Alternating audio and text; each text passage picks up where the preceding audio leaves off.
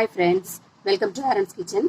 இன்னைக்கு நம்ம அரிசியை ஊற வச்சு அரைச்சி செஞ்ச கார கொழுக்கட்டை அதுதான் எப்படி செய்யறதுன்னு பார்க்க போகிறோம்.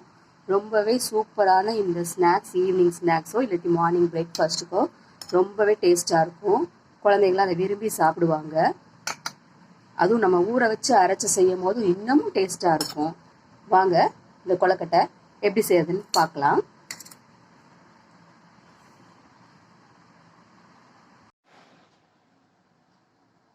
இந்த கார கொழுக்கட்டை செய்கிறதுக்கு நான் 1 கப் இட்லி அரிசி ஊற வச்சுருக்கேன். இது நல்லா ஊறிடுச்சு. இது 4லேருந்து 5 மணி நேரம் ஊற வச்சுக்கலாம், இல்லாட்டி ஓவர் நைட் ஊற வச்சுக்கலாம். நான் இப்போ 4லேருந்து 5 மணி நேரம் ஊற வச்சுருக்கேன். இது நல்லா ஊறிடுச்சு. இது ஒரு மிக்சி ஜாரில் மாற்றிட்டு நம்ம அரைச்சிக்கலாம்.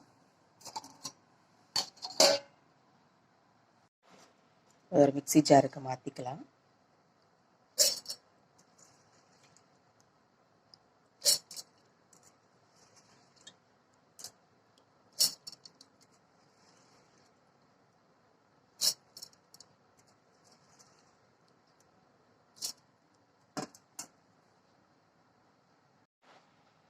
இது ஒரு மிக்சி ஜாருக்கு மாற்றியாச்சு.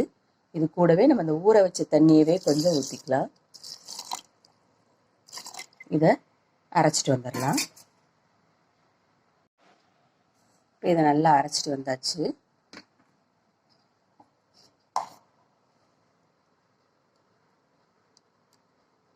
இந்த மாதிரி கொஞ்சம் கரகரன்னு அரைச்சிக்கலாம். அப்போ தான் கொழுக்கட்டை சாப்பிட்றதுக்கு நல்ல டேஸ்ட்டாக இருக்கும். நெருன்னு அரைச்சி எடுத்திருக்கேன்.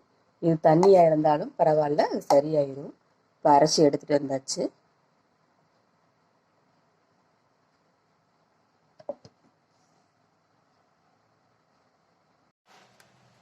அடுப்பில் பேன் வச்சுருக்கேன். அதில் ஒரு 2 ஸ்பூன் எண்ணெய் ஊற்றிக்கலாம்.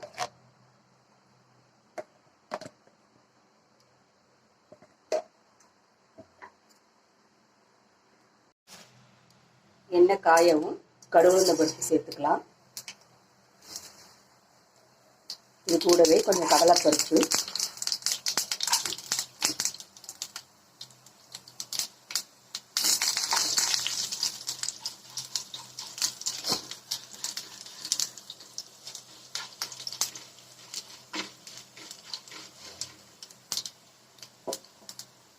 இது கூடவே கொஞ்சம் நறுக்கின இஞ்சி,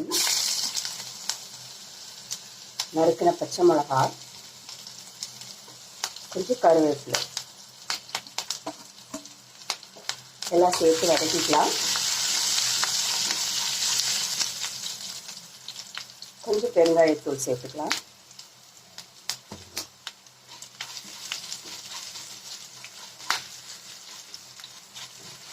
எல்லாம் ஒரு 2 நிமிஷம் வதங்கினதுக்கப்புறம் நம்ம அரைச்சி வச்சுருக்க இந்த மாவை இதில் ஊற்றிக்கலாம். அடுத்த சிம்மில் வச்சுட்டு ஊற்றிக்கோங்க.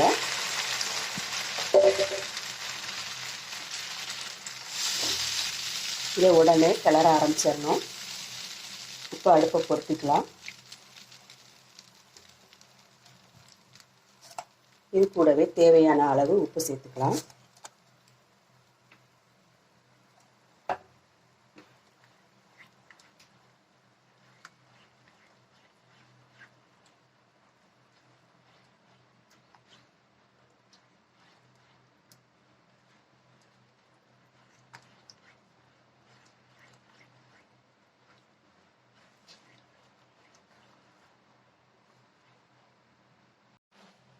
இந்த மாதிரி கிளறி மாவு கட்டிப்பட ஆரம்பிக்கும் போதே நம்ம ஃப்ரெஷ்ஷாக துருவின தேங்காய் பூ சேர்த்துக்கலாம். தேங்காய் பூ சேர்க்கும் போது இன்னும் கொழுக்கட்டை ரொம்ப டேஸ்ட்டாக இருக்கும். இது எல்லாத்தையும் சேர்த்து நம்ம நல்லா கிளறி விட்டுடலாம். இது இந்த மாதிரி பேன்லேயே ஒட்டாமல் உருண்டு திரண்டு நல்ல பாலாட்டம் வரும்.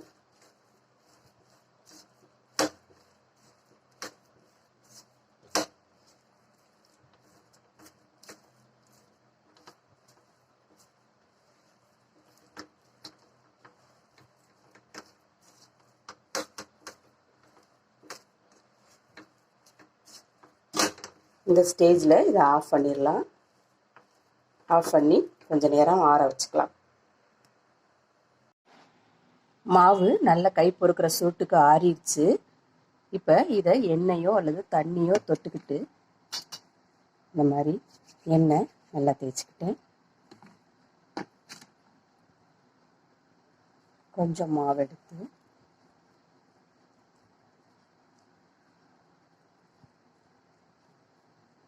இந்த மாதிரி சின்ன சின்ன கொழுக்கட்டைகளாக பிடிச்சு வச்சுக்கலாம். ரொம்ப பெரிய சைஸ் பிடிச்சிடக்கூடாது. சின்ன சைஸாக பிடிச்சோம்னா தான் நல்ல உள்ளேலாம் நல்லா வேகும்.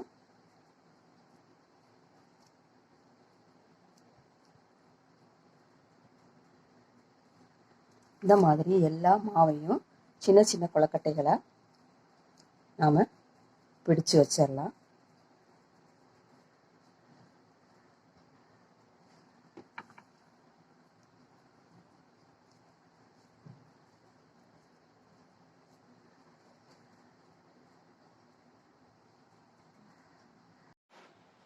இந்த மாதிரி எல்லா கொழுக்கட்டைகளையும் உருட்டி வச்சாச்சு. இதை இப்போ இட்லி சட்டியில் மாற்றி அவிச்சிடலாம். அடுப்பில் இட்லி பாத்திரம் தண்ணி கொதிக்க வச்சுருக்கேன். இட்லி தட்டுகளை வச்சிடலாம்.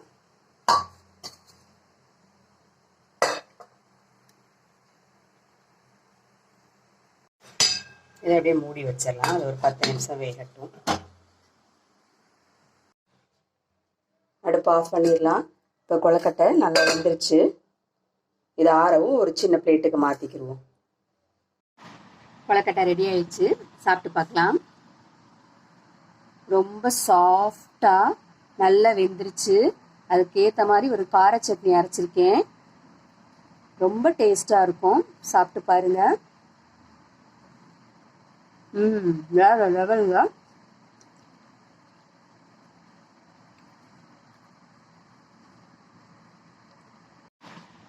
அவ்வளோதாங்க, கொழுக்கட்டை அவிச்சிட்டோம், தயாராகிருச்சு.